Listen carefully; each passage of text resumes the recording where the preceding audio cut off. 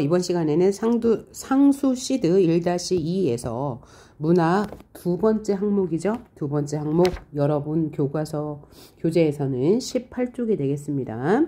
이 부분 함께 공부해 보도록 할게요. 이항적 계열에 대해서 공부할 건데, 이항적 계열은 무엇이냐면 이항은 다른 항목이란 뜻이에요. 여기서 다른 항목은 긍정과 부정으로 나눌 수 있는 항목이에요. 우리가 이번 파트에서 배울 것은 상징이거든요. 상징이라는 것은 화자가 창작해낸 특별한 의미를 말하잖아요.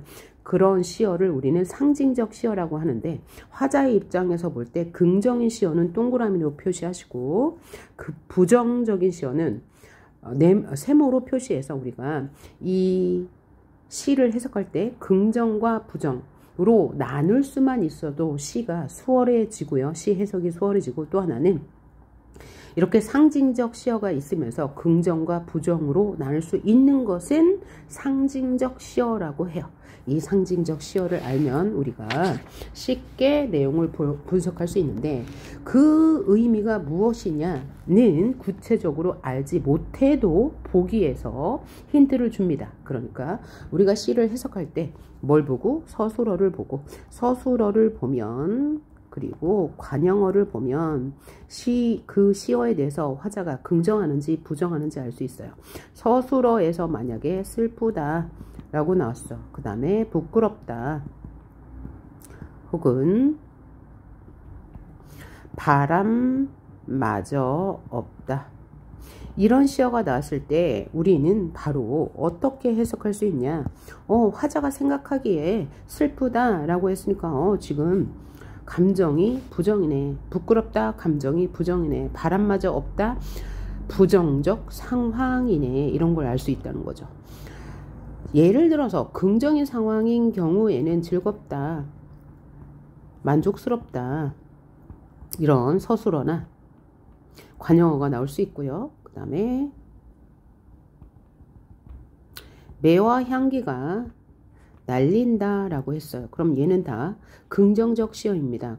즐겁다, 만족스럽다는 긍정이라는 것을 알 수 있지만, 매와 향기가 날린다는 것은 상황적으로 어떤 상황이야? 충성심이 있다고 우리가 지난 시간에 얘기한 적이 있죠. 지주와 절개가 뛰어나다. 매화, 난초, 국화, 대나무, 소나무가 나오면 지주와 절개를 상징한다고 했으므로 이런 식으로 우리가 판단하는 거예요. 얘가 이렇게 서술어로 나올 수도 있고, 관형어로 나올 경우에는 슬픈 향기 혹은 슬픈 나라고 나왔으면 이 슬픈이 관형어가 되잖아요. 그래서 이 관형어를 통해서 화자의 감정이 슬프구나, 화자의 상태, 상황이 부정이구나 라는 것을 알 수 있다는 거예요. 자, 그러면 작품을 통해서 이 이항 계열을 살펴보도록 합시다. 자, 이 작품의 제목이 하종오의 동승이라는 작품이네요. 동승은 함께 무엇을 타다 라는 뜻이죠. 그러면 화자는 지금 어떤 기구를 타고 있을 거예요. 한번 봅시다. 국철 타고 앉아서 가다가 문득 알아들을 수 없는 말이 들려서 살펴보니 아시안 젊은 남녀가 건너편에 앉아 있다. 그러니까 화자는 지금 어디에 탄 거죠? 국철을 타고 탄 거예요. 국철을 타고 갔는데 누구랑 동승한 거죠? 아시안 젊은 남녀를 보았어요. 그러니까 아시안 젊은 남녀와 동승한 상황입니다. 아시안 젊은 남녀와 함께 국철을 타고 있어요. 늦은 봄날 더운 공휴일 오후, 나는 잡무하러 사무실에 나가는 길이었어. 그래서 국철을 탔어요. 그러면서 여기 나라는 시어가 나왔으니까 나라는 시어는 바로 화자를 말할 거죠. 그러니까 화자가 직접적으로 나와 있다, 화자가 드러나 있다 라는 선지로 나올 수 있고요. 나가 나오면 혹은 표면적으로 화자가 드러나 있다 라고도 나올 수 있어요. 표면적 화자 라고도 나올 수 있다는 거예요. 나는 잡무하러 사무실에 나가는 길이었는데, 여기서 저희들은 누굴 거예요? 아시안 젊은 남녀들이겠죠. 저 사람들이란 뜻이니까요. 무엇하려고 국철을 탔는지 나는 궁금해서 쳐다보면 서로 마주보며 떠들다가 웃다가 귓속말을 할 뿐 나를 쳐다보지도 않는다 라고 했어요. 그러니까 나는 아시안 젊은 남녀가 궁금해서 쳐다보지만 저 아시안 젊은 남녀는 나를 쳐다보지 않는다는 얘기죠. 서로 마주보며 떠들다가 웃다가 귓속말을 할 뿐 나를 쳐다보진 않아요. 모자 상자가 모자를 팔러 오면 여기서부터는 그들의 행동을 지금 묘사하는 거죠. 1,000원 주고 사서 번갈아 머리에 써보고 만년필 사다가 만년필 장사가 만년필을 팔러 오자 1,000원 주고 사서 번갈아 손바닥에 써보는 저들의 행동을 관찰했어요. 화자가.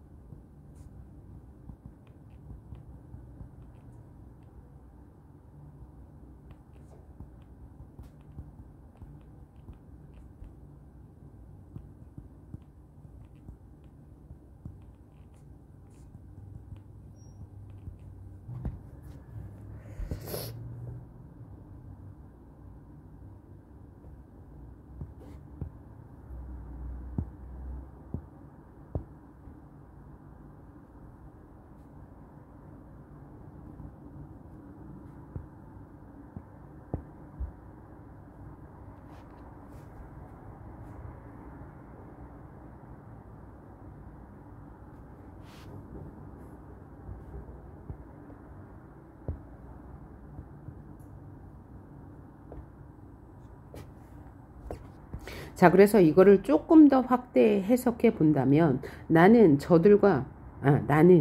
저들이 나와 다르다는 이유로 천박한 호기심을 보였지만 깃털이 다른 색깔들은 서로가 다르지만 그것에 편견이나 어떤 다른 생각을 두지 않고 천박한 호기심을 두지 않고 서로 조화롭게 지내고 있어요.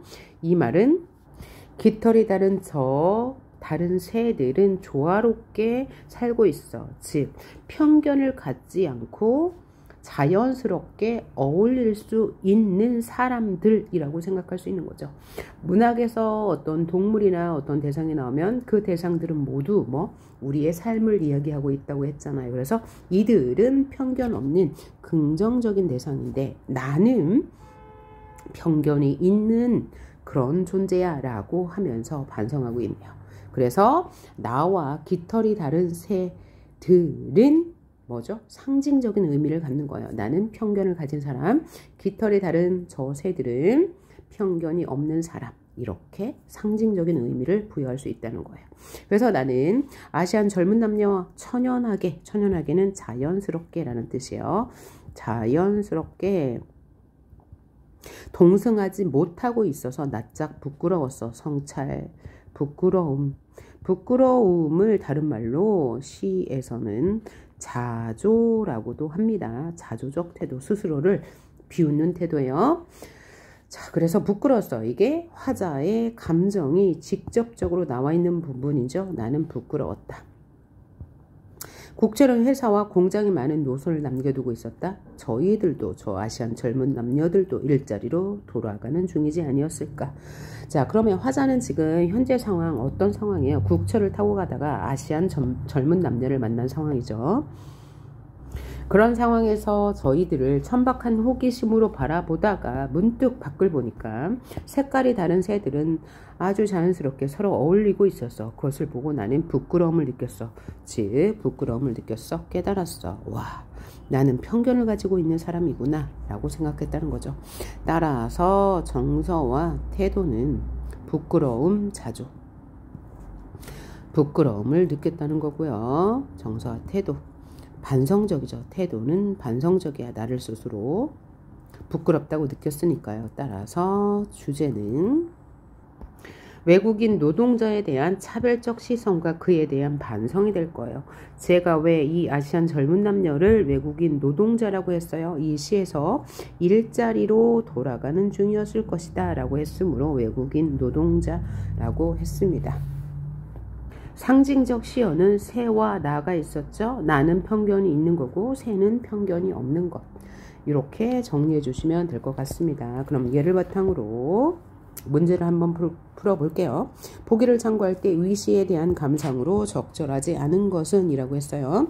현대사회의 인간관계에서 시선은 여러 가지 의미를 지닌다. 시선은 관심을 표하는 것이기도 하지만 가치평가의 의미를 띨 경우 상대방에게 부담을 줄 수도 있다.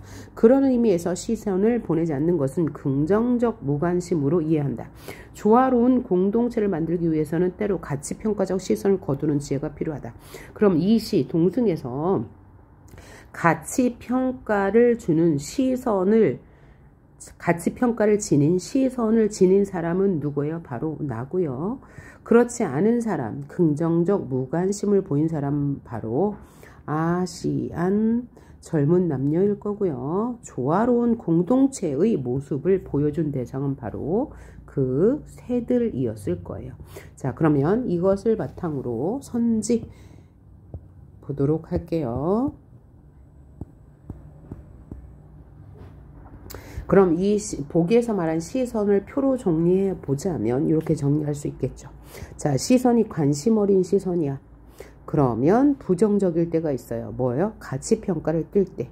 화자는 천박한 호기심으로 그들에게 관심을 보였으므로 부정적인 거고요.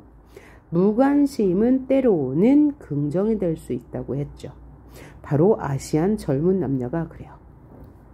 자, 그럼 이를 바탕으로 옳지 않은 것 볼까요? 국철은 서로 다른 성격의 시선들이 들어가는 공간이군. 맞네요. 나의 쳐다보는 행위는 아시안 젊은 남녀에게 부담을 줄 수 있겠군. 보기에서 말했으니까 맞는 거고요. 저희들은 서로에게 긍정적인 무관심 아니에요. 그들은 이미 친밀한 관계이기 때문에 무관심할 수가 없고요. 게다가 그들은 서로 대화를 나누고 있으므로 무관심이라고도 판단할 수 없는 대상들이죠. 4번 나가 황급히 고개를 돌렸던 것은 가치평가적 시선을 거두는 거죠. 시선을 돌렸다고 했으니까 맞는 말. 동승은 조화로운 공동체를 만들자는 뜻이 있겠군. 맞아요. 누구들처럼? 저 깃털이 다른 새들처럼요. 자, 다음 집을 보니까 보기가 나와 있고 이 보기를 바탕으로 시를 해석하는 문제가 나왔네요. 그래서 보기가 나온다면 이 시에 대한 힌트이기 때문에 우리는 항상 보기를 먼저 봐야 되는데 이 시는 박은이라는 사람의 우중회택지라는 작품이에요. 박은은 조선시대의 인물이고요. 따라서 이 시는 한문으로 지어진 한시예요. 그럼 우중은 뭐냐면 비가 오는 중에 회상한다, 떠올린다, 택지라는 친구를 떠올리면서 부른 시예요. 비가 오는 중에 택지라는 친구를 떠올리며 부른 시. 보기 한번 읽어볼게요. 박은은 강직하고 올곧은 성품을 가진 인물이다. 박은의 시에는 인생의 비애가 나타나 있다. 그러니까 이 시에도 비애가 뭐예요? 슬픔이란 얘기죠. 나타나 있고요. 잔뜩 찌푸린 우울한 풍경이 주된 분위기를 형성한대요. 그럼 이 시도 그렇다는 얘기죠. 우울한 분위기와 슬픔이 느껴지는 시를 읽고 이를 바탕으로 해석을 해봅시다. 찬비는 국화에 어울리지 않게 내리고, 그러니까 뭐야? 가을이야. 국화꽃이 피었으니까 가을에 어떤 상황? 비가 내리는 상황. 이건 지금 상황이네요. 작은 술동이는 사람 가까이 있구나. 혼자 술을 마시려나 봐요. 자, 비가 오는 가을날 혼자 술을 마시고 있는데 문을 닫으니 붉은 잎이 떨어진다. 문을 닫았다 하니까 세상과 단절이 되었다. 문을 닫았다. 문이 소통의 창구이니까. 그런데 닫았으니까 세상과 단절 떨어져 있고요. 붉은 잎이 떨어진다. 그냥 가을이라고 생각해도 되고 붉은 잎이 떨어진다. 하강의 이미지죠. 하강이라는 것은 위에서 밑으로 시선이 이동하는 것을 우리는 하강의 이미지라고 해요. 그러니까 뭔가 부정적인 상황이야. 붉은 잎 떨어져. 화자의 심리가 부정적이야 라는 것을 말해줄 수 있다고 해석할 수 있습니다. 시구를 얻으니 흰머리 새롭구나. 시구를 얻으니 뭐야? 시를 짓는데 흰머리 새롭구나. 내가 늙어가는구나. 세상과 문을 닫고 혼자 시를 짓고 있으니까 걱정이 늘어가는구나 라고 해석해도 됩니다. 흰머리라는 것은 물리적인 정말 흰머리, 나이가 들어서 머리가 하얗게 되는 것, 이것뿐만 아니고 걱정이라고 해석해 본다면, 그죠? 걱정만 늘어가는구나. 화자의 심리가 이런 거죠. 정다운법 생각할 때는 즐겁다가 적막한 새벽 되니 시름이 더하네. 시름은 걱정이에요. 와, 새벽까지 지금 잠 못 이루면서 뭐하고 있어요? 친구를 생각하니 걱정이 더 많아지네. 그 언제나 반가운 눈길 마주하고, 누구의 눈길이죠? 이 친구의 눈길을 마주하고 크게 웃으며 양춘 따뜻한 햇살을 볼까나 라고 했어요. 그러니까 자, 여기 지금 우리 상징적인 시어 한번 찾아볼게요. 양춘은 따뜻한 봄 햇살이니까 긍정이고요. 지금 찬 비는 뭐예요? 부정이 되겠죠. 차가운 비가 내리고 있어. 그럼 얘는 대립적인 시어. 양춘은 긍정이고 찬 비는 부정이겠죠. 자, 그래서 이 시는 화자가 지금 어떤 상황입니까?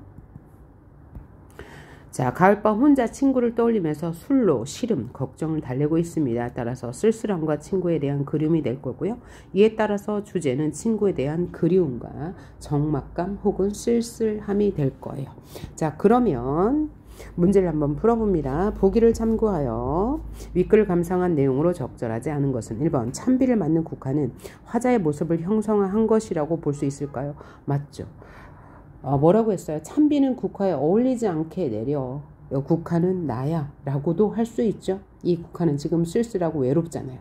작은 술둥은 옆에 있어서 나는 술을 마시면 이 시름을 달래고 있어 라고 본다면 그렇다고 할 수 있고요. 작은 술둥이는 시름과 관련하여 화자의 고뇌가 시름이죠.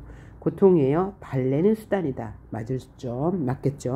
2번 문을 닫으니는 세상을 대하는 강직하고 올곧은 화자의 선풍과 관련이 있다. 보기에서 뭐라고 그랬어요? 말해줬으니까 맞는 말.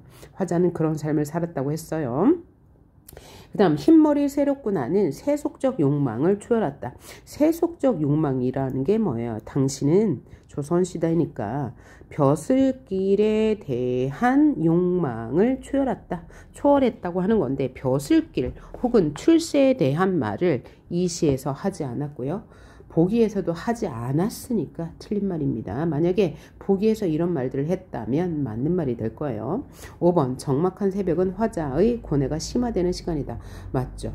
자, 그래서 우리가 시를 해석할 때는 보기의 관점에 따라서 해석하는 거예요. 우리의 마음대로 해석하는 것이 아니고 그 다음에 나머지는 이 시에 나타난 맥락과 분위기를 통해서 또 서술을 통해서 상황과 정서 주제를 알 수 있는 것입니다. 자, 그러면 보기와 지문을 매칭해서 선택지를 판단하는 방법 한번 공부해 보도록 합니다. 자, 보기를 통해서 상징적인 의미를 판단하는 방법 한번 보도록 할게요. 자, 얘는 지금 보기고요. 이 보기만을 가지고도 우리가 선지가 옳은지 틀린지를 어떻게 판단하는지 여러분 배워보시는 거예요. 자, 보기에서 뭐라고 나왔냐면 맹자에 따르면 제목 교목은 교목이라는 시인가 봐요. 오랜 세월 덕을 닦아 임금을 도로서 보필하여 나라를 떠받치는 신하를 의미한다. 교목은 충성스러운 신하, 충신 혹은 애국자 를 의미한다고 보기에서 말했고요. 시인은 이육사거든요. 교목을 지은 이육사. 일제강점기임을 떠올릴 수 있고요. 항일 독립투쟁으로 20여 차례 투 끝에 베이징 감옥에서 옥에서 사망했어요. 저항의식과 조국 광복에 대한 열망을 주제로 삼고 있다. 와, 그러니까 이 시는 읽어보지 않았지만 이육사가 저항의식과 조국 광복에 대한 열망을 주제로 시를 썼고 이육사 시는 독립투쟁을 열심히 하다가 감옥에서 옥사하였구나 라는 것을 토대로 선지를 판단해 볼게요. 3번 위 시의 상황은 당연히 마이너스 부정적 상황이죠. 왜요? 저항의식과 조국 광복에 대한 열망이니까 현재는 부정적 상황이잖아요. 일제강점기니까요. 정서는 당연히 이에 대해서 비탄하겠죠. 태도는 긍정할 거예요. 뭐라고요? 저항의식을 보여줬다고 이야기했으니까요. 광복에 대한 열망을 보여준다고 했으니까 긍정적인 태도를 볼 거예요. 그 다음 위시의 제목은 뭘 상징해요? 자, 보기에서 교목이라는 제목은 오랜 세월 덕을 닦아 임금을 도로서 보살피고 나라를 떠받치는 신하를 의미해. 근데 이 신하가 저항의식을 가지고 조국 광복에 대한 열망을 노래했어. 그러니까 태도를 상징하겠죠. 위시의 제목 나무의 마지막 행위, 즉 교목의 마지막 행위는 의지적일 거예요, 도피적일 거예요? 당연히 시를 보지 않고도 의지적이라고 말할 수 있어요. 광복에 대한 열망, 저항, 의식을 표현했다고 했으니까요. 위시의 나무의 입장에서 교목을 말하는 거예요. 원래 교목은 열매를 맺는 나무라는 뜻이에요. 나무에 가진 시련은 당연히 상황, 일제강점기라는 상황이겠죠. 그 다음 자, 그러면 이육사의 교목이라는 시가 요거예요. 아까 본 건 복이고요. 그러니까 복이는 시에 대한 힌트를 아주 많이 보여주는 거예요. 그래서 우리가 문제를 풀기 전에 보기를 먼저 봐야 한다는 거죠. 자, 그러면 시 한번 읽어봅니다. 푸른 하늘에 닿을 듯이 세월에 불타고 우뚝 남아서서 뭐가요? 제목이 교목이니까 교목이요. 그런데 아까 보기에서 교목은 누굴 상징한다고? 이육사의 그런 투쟁 어린 삶을 상징한다고 했습니다. 그러니까 이 교목은 바로 이육사 화자가 될 거예요. 차라리 봄도 꽃피지 말아라 그랬어요. 푸른 하늘에 우뚝 서서 세월에 불타면서도 차라리 봄도 꽃피지 말아라 하면서 이 교목은 뭐예요? 자신이잖아요. 그런데 이 교목에게 명령하고 있으므로 자 1인칭 화자에게는 명령형 어미를 쓸 수 없죠. 그런데 썼으니까 이런 것을 뭐라고 그래요? 시적 허용이라고 봅니다. 그럼 뭘 보여주는 거예요? 화자의 의지를 보여주는 거죠. 아무리 그죠? 세월에 불타고 즉 시련이 있더라도 푸른 하늘에 닿을 듯이 너의 그 숭고한 정신, 그 긍정적인 정신을 가지고 있으면서 차라리 봄에도 꽃피지 말고 그대로 있어라는 의지를 나타낸다고 볼 수 있죠. 낡은 거미집 휘두르고 부정적인 상황이야. 나무에게 낡은 거미집은 그쵸? 끝없는 꿈길을 혼자 설레. 이건 꿈길을 혼자 설레는 뭐야? 어떤 희망을 가지고 있고 혹은 갈등이라고 해석해도 돼요.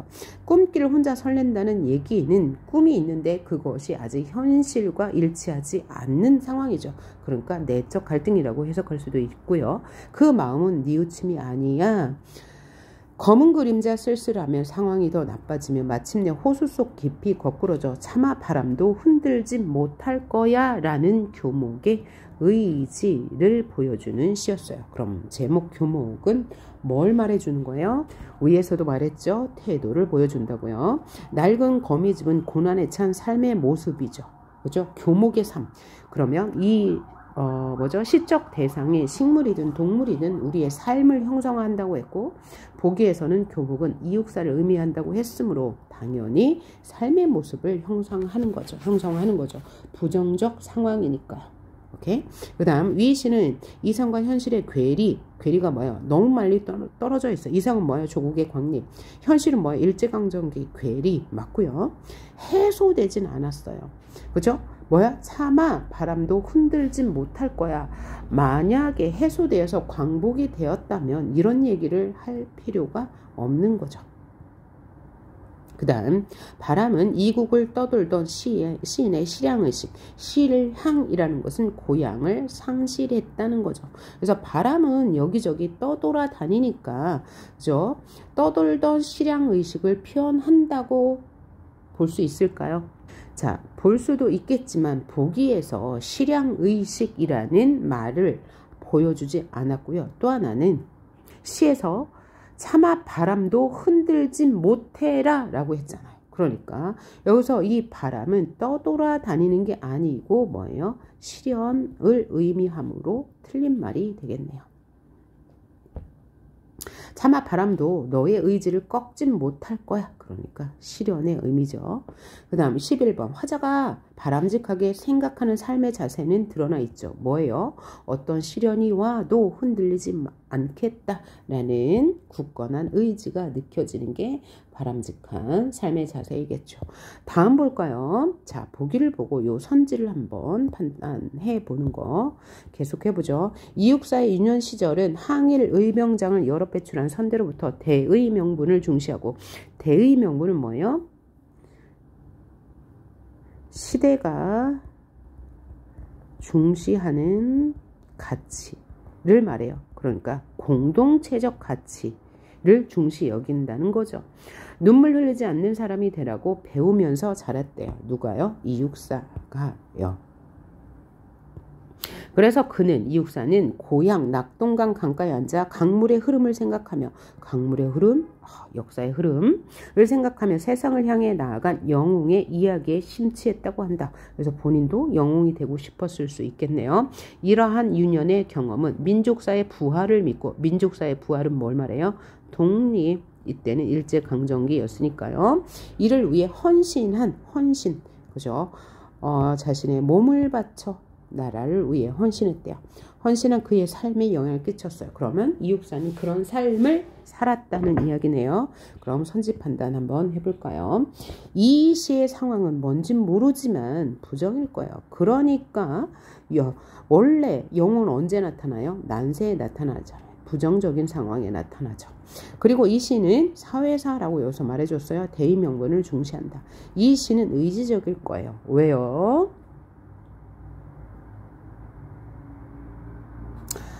이를 위해 헌신한 그의 삶이라고 했으니까 의지가 있는 삶을 보여주겠죠. 그 다음에 이 시는 뭐뭐가 주제일 거라고, 분명히 태도가 주제일 거예요. 상황은 부정적이지만 헌신할 것이다 라는 태도가 주제일 것이다. 그 다음 16번 이 시의 제목 소년, 제목이 소년인가 봐요. 마지막 행위는 정서일 거야 태도일 거야? 당연히 태도이겠죠. 여기서 뭐라고 그랬어요? 민족사의 부활을 믿고 이를 위해 헌신한 그의 삶을 보여준다고 그랬죠. 자, 정서라는 건 그냥 직감적으로 느끼는 거고, 태도는 이 정서에 대한 나의 행동 방향이에요. 그러니까 이렇게 생각하시면 될 거예요. 나는 지금 시험을 봤는데 60점을 받았어. 그럼 나의 정서는 슬픔이죠. 와, 너무 안 나왔어. 그러나 이 슬픔이라는 감정에 대해서 나는 어떤 태도를 가질 거예요.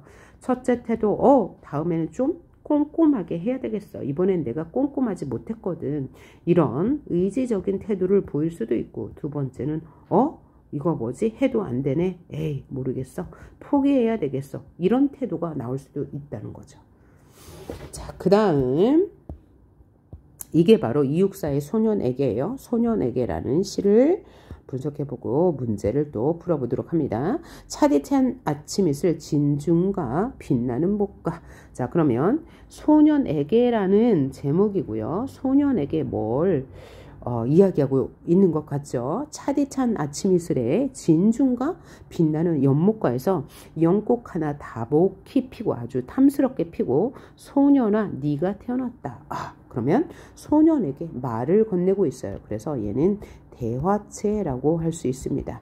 그러니까 화자가 소년에게 말을 건네는 방식으로 시상이 전개되고 있는데, 이 소년은 차디찬 아침 이슬을 밟고 진중과 빛나는 목가에서 연꽃 하나 다복히 필 때, 여기 긍정인데 왜 샘모 표시를 했죠? 동그라미 긍정적 상황에서 태어났어요. 화자는 이 소년을 긍정의 대상으로 보고 있어요. 자, 보기 많게 아주 빛나게, 그러나 차디찬 아침 이슬에 태어났어요. 그러니까 차디찬 아침, 차다가 이제 부정이니까 부정적 상황에서 태어났지만, 상황은 부정적이었지만 이 소년 자체는 굉장히 진주처럼 빛나는 목가에서 다복히 피어났다고 했으니까 이 소년은 긍정적 인물일 거예요. 맑은 넋에 깃들여. 그러니까 뭐야? 소년의 넋은 맑아. 긍정. 밭꽃처럼 자랐어라. 밭꽃처럼 뭔가 탐스럽게 자랐다. 큰 강 놓아 흘러 역사가 흘러 여울은 흰 돌쪽마다 소리 석양을 새기고,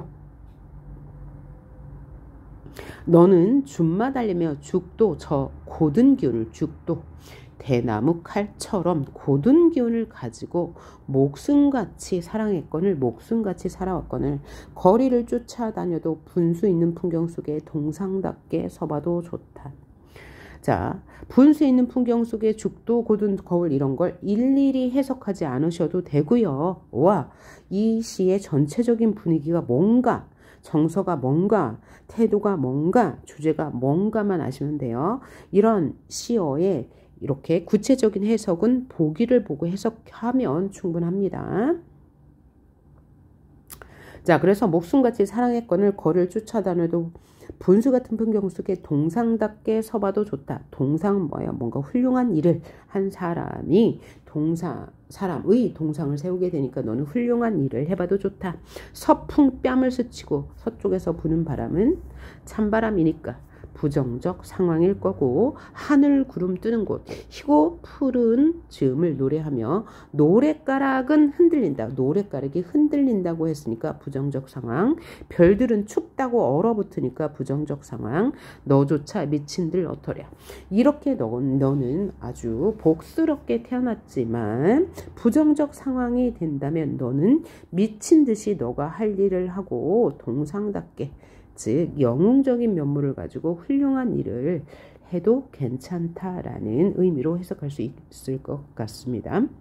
자, 전체적으로 시를 읽어보니까 소년에게 라고 말했지만 사실은 화자가 자신에게 하는 말인 것 같죠. 그래서 화자는 지금 소년에게 삶의 자세에 대해서 이야기하고 있어요. 너는 이렇게 태어났고 이렇게 자랐어. 앞으로는 이렇게 살아 라는 당부 좀 되는 것 같죠. 따라서 정서는 의지적이에요. 미친들 어떠랴 무슨 법이죠? 서리법. 자, 이렇게 의문문의 형식을 통해 반대 의미의 평서문으로 해석할 수 있으면 뭐라고 그랬죠? 서리법. 그럼 어떻게 살란 얘기죠? 너조차 미친 듯이 살아라는 얘기예요. 어떻게 해요? 동상답게 서보며.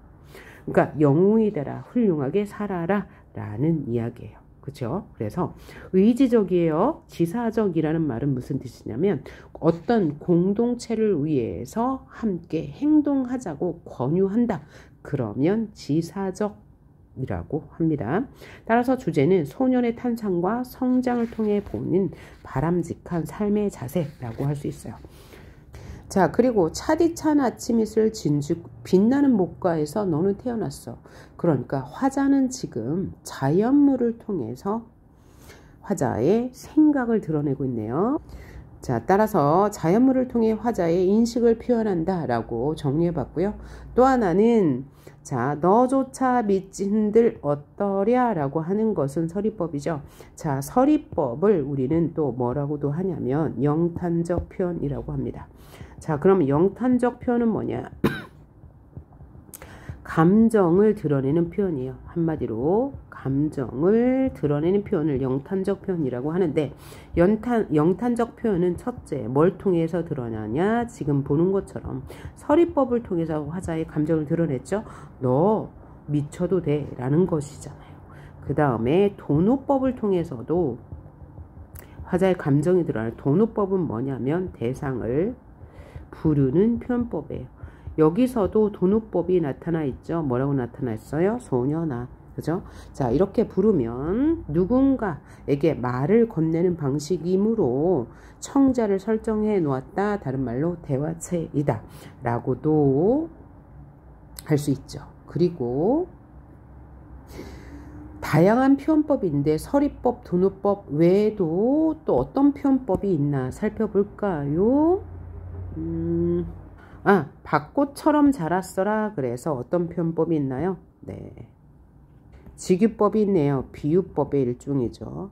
그리고 이걸 하다가 말았네요. 자, 영탄적 표현은 서리법을 통해 드러나기도 하고요. 도노법을 통해 드러나기도 하고요. 세 번째는 감탄문을 통해 드러나기도 하고 감탄사를 통해서 드러나기도 해요. 감탄사는 뭐냐면 이런 거예요. 어즈버 이런 거를 말하고 한 단어로 된 거죠.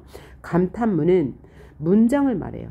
느낌표를 쓸 수 있는 문장. 아름답구나.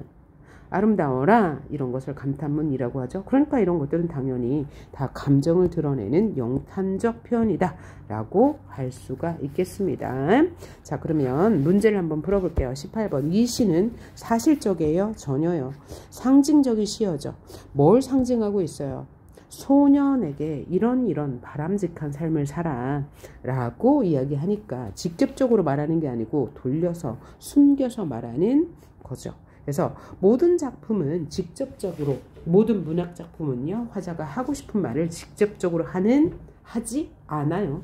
다 돌려서 말합니다. 그리고 여기는 상징적인 시어가 있는 거죠.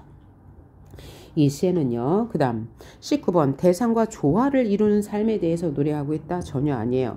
너는 이순신 동상처럼 그렇게 훌륭한 행동을 해봐 라고 했지. 대상과 어울리면서 살아 라는 이야기를 하지 않았습니다. 20번. 시적 상황에 대한 화자의 인식을 자연물을 통해 드러냈죠. 뭐야? 벚꽃처럼 태어났어라. 그죠? 차디찬 아침 이슬을 받고 태어났어라 라고 했으니까요. 21번. 화자가 추구하는 이상세계의 모습이 나왔나요? 전혀 나오지 않았어요. 자, 이상세계는 화자가 바라는 세계잖아요. 그런 세계는 나오지 않았습니다. 아침 이슬은 긍정일까요? 부정일까요? 차디찬 아침 이슬이라고 했는데 화자는 소년이 차디찬 아침 이슬을 받으면서 진주인가 빛나는 연못가에서 연꽃 하나 다복이 피었다. 연꽃이 피었다. 네가 태어났다 라는 거니까 네가 태어난 것 자체가 긍정이니까 이 모든 것이 다 뭐예요?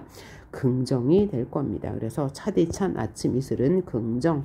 그 다음에 벚꽃도 역시 너는 벚꽃처럼 자랐어라 라고 했으니까 긍정이 되겠죠. 다음 준말을 달리는 행위. 뭐야? 너는 준말을 달리며 죽도 저 고든 기운을 목숨같이 사랑했다. 당연히 긍정이에요. 소년을 긍정적으로 보고 있으니까 소년이 하는 행동은 긍정이겠죠. 노래가락이 흔들리는 것은 뭘까요? 노래가락은 흔들리고 별들은 춥다 얼어붙는다 상황이죠. 부정적 상황. 별들 춥다 얼어붙는다 상황일 거고요. 너 소년이 미치는 것은 태도죠. 너는 이렇게 행동해. 동상처럼 미친 듯 살아도 좋다 라고 했으니까 태도일 거예요. 자, 다음 시를 보니까 보기 먼저 보고 시를 보면서 해석해 봅시다. 이 시의 창작 시기와 배경에 대해 조사해 봤는데 일제 말기 1941년에 발행한 정지용의 두 번째 시집 백록담에 실린 작품으로 작품의 의미는 작품은 인동차거든요. 작품 제목의 의미는 인동차. 인동은 인동과의 반상록 덩굴성 식물로서 인동에는 겨울을 참고 견딘다라는 의미를 가지고 있대요. 그러면 위시의 상황은 겨울이죠. 겨울을 참고 견딘다. 그러니까 부정적 상황일 거예요. 그 다음에 위시의 주제 마지막 행위 뭔가 볼까요? 자, 그걸 보지 않아도 겨울을 참고 견딘다라고 했으므로 태도가 되겠죠. 그죠? 태도가 될 거고 위시의 주체 마지막 행위도 역시 태도가 될 거고 위시의 제목도 태도가 될 거예요. 그죠? 겨울을 참고 견딘다라고 힌트를 주었으므로. 그 다음 그럼 시를 한번 볼게요. 노주인의 장벽에 무시로 인동상gin물이 내린다. 그러면 노주인의 장벽은 뭐냐면 지금 생각하면 뭐라고 하면 되냐면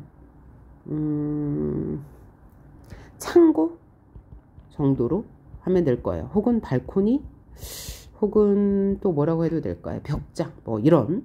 노주인의 창고에는 무시로 때때로 인동상gin물이 내린다. 인동은 차이기도 하면서 겨울을 견디는 거래요. 그러니까 이 상황은 지금 뭐라고요? 부정적 상황이야.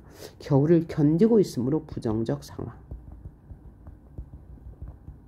그리고 흙냄새 훈훈이 김도설이다가 뭐가요? 이 인동차가요.